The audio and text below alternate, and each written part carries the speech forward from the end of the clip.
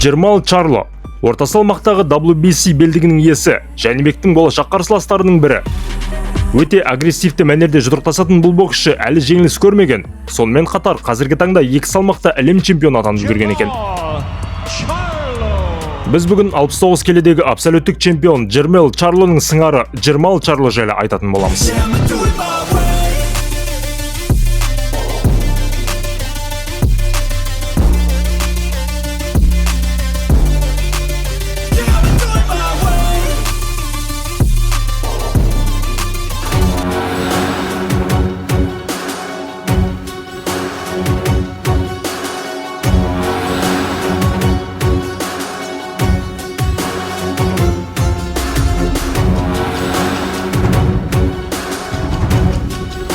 Ассалаумағалейкум достар.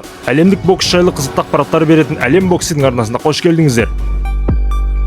1990 жылы 19 мамырда ақш-тың Техас штатында бұрынғы боксшы Кевин Чарлоның отбасында егіз ұл балалар дүниеге келеді.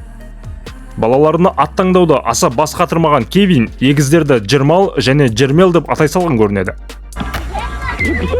Әкесі егіз балаларды қатал тәрбиелеген екен. Әлі бокс залына келмей жатып ақ көшеде кім көрінгенмен төбелестіруді әдет қылады.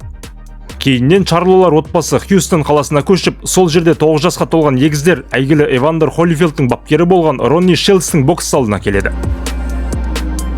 Джермал 18 жасқа толасылы ақш-тың ұлттық құрамасына қосылып, 2008 жылғы Олимпиадаға жолдаманы жеңіп алғанмен, жарақатына байланысты қатыса алмайды.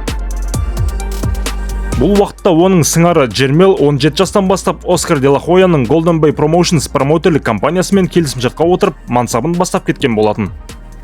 Джермал да сыңарынан бөлінгісі келмей, Golden Boy'дың командасына қосылуға ниеттенгенмен, оны де ла Хойя қабылдамай қояды. Енді басқа промоутер іздеуге мәжбүр болған Джермалды әйгілі Эл Хеймен өзінің промоутерлік компаниясына алады. Кейіннен бұл компанияға Джермел да қосылады. 2008 жылы кәсіпқой бокстағы мансабын бастаған Джермал 7 жыл бойы тек әлсіз қарсыластармен рейтингтік жекпе-жектер өткізумен болады.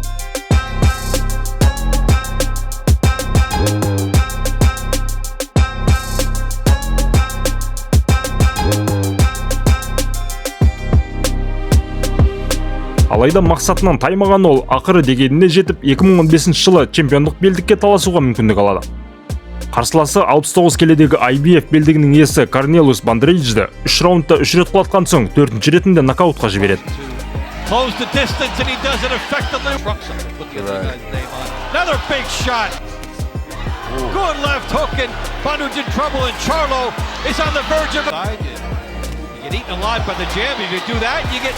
Осылайша Чарло өзінің 22-ші жекпе-жегінде әлем чемпионы атағына қол жеткізген болатын.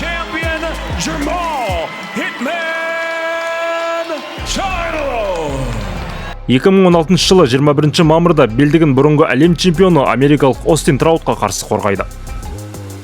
Алғашқы минуттан бастап прессингті іске қосқан Чарло қарсыласын құлатуға қанша тырысқанмен Траут мүмкіндік бермейді.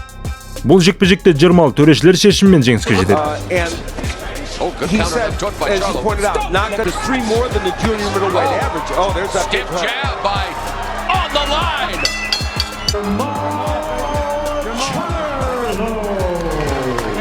Дәл осы жылдың соңында әлі жеңіліс көрмеген Джулиан Уильямсты 5-ші раундта нокаутқа жібереді.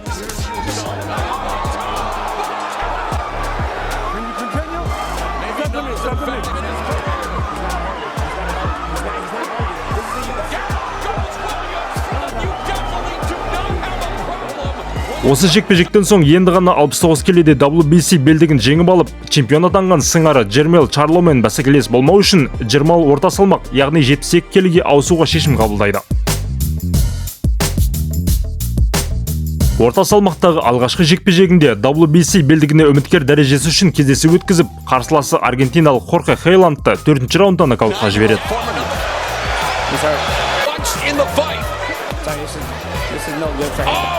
See, you can't catch. I mean, come on. The fight's been waved off. It stopped. And that take away from what we saw from Jermall Charlo. 2018 жылы сәуірде америкалық Уго Сентеноны 2-ші раундта нокаутқа жіберіп, WBC уақытша белдігін жеңіп алады.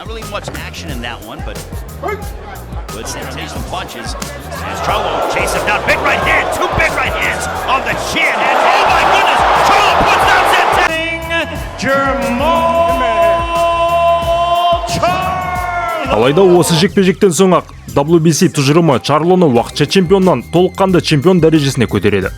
Енді орта салмақтың нағыз чемпионына айналған Чарло осы жылдың соңында ресейлік Матвей Коробовты ұпай санымен жеңіп, белдігін қорғап қалады.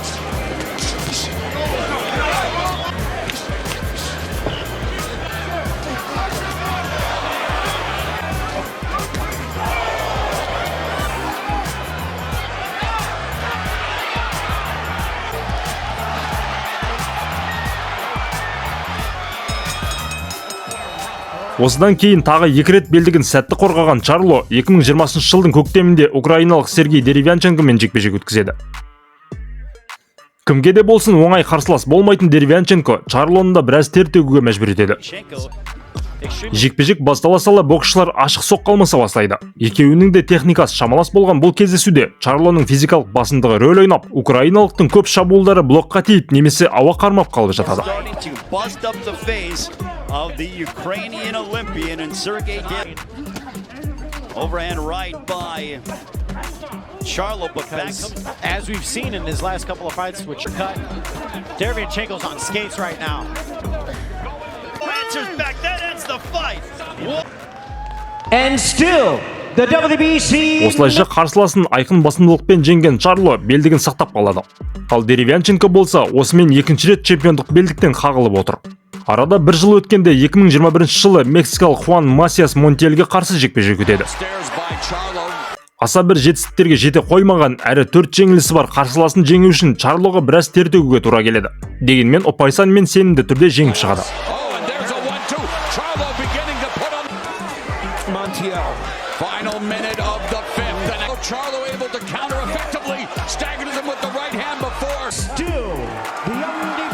Осы жекпе-жегінен соң Джермал Чарло 2 жылдан бері әлі рингке шыққан жоқ. Чемпиондық белдікті қорғамай ұстап отыруы әрине көп боксшылардың ызасын тудыруда. Әдетте чемпиондық белдікті көп уақыт бойы қорғамаған боксшы белдігінен автоматты түрде айырылатын болады. Алайда бұл жолы WBC тұжырымы әлі шешім шығаруға асығар емес. Чарлоның рингке оралмауына, оның депрессияға түсіп, ішкілікке салынып кетуі себеп болуы мүмкін деген сыбыстар бар. Негізі жақында Джермелдің орнына Канеломен осы Джермал Чарло шығу керек болған болатын. Алайда ол бас тартты. Оның үстіне жақында желіні шулатқан видеода Калеб Планттан оңбай шапалақ жеп сүмірейіп тұрған Джермал Чарлоның түрі де көңілге күдік ұялатады.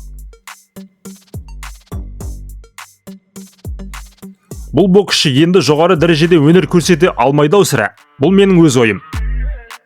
Міне достар, Чарлоның мансабы әзірге осындай. Қалай ойлайсыздар? Бұл боксшы Жәнібек қиындық тудыра ала ма? Комментарийға жаза отырыңыздар. Оның үстіне мейірім де WBC белдігіне жақындап келеді. Кім бірінші жетеді екен? Ойларыңызбен бөлісе кетіңіздер. Видеоны соңына дейін көріп тамашалағандарыңыз үшін алғыс білдіреміз. Ұнаса міндетті түрде лайк баса отырыңыздар. Сіздермен болған Әлем боксинг арнасы.